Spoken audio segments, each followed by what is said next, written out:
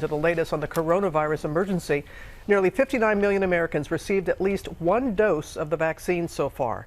That includes a record 2.9 million vaccines the White House says were administered in a single day.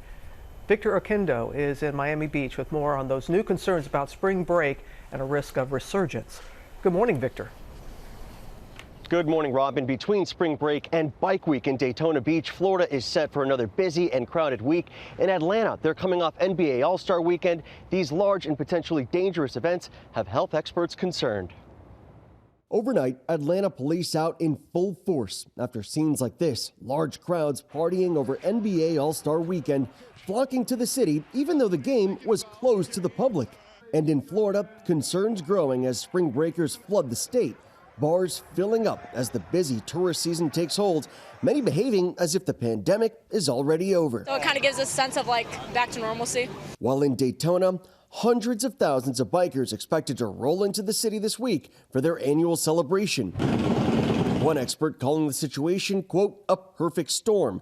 Tourists pouring into Florida, which has more cases of the UK variant than any other state, then potentially bringing the virus back home. This as Texas and Mississippi roll back mask mandates and restrictions.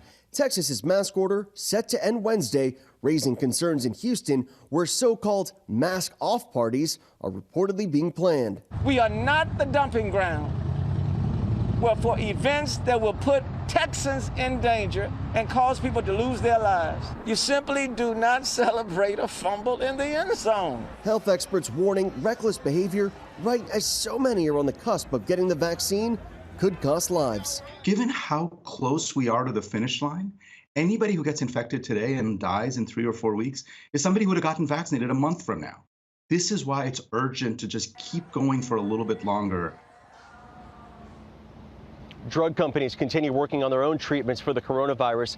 Merck saying that its antiviral drug reduces the viral load in patients after 5 days of treatment. It could serve the same kind of role as the at-home treatment Tamiflu does for the flu.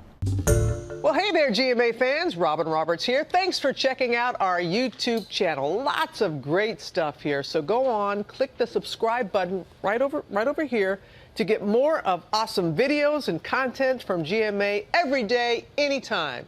We thank you for watching, and we'll see you in the morning on GMA.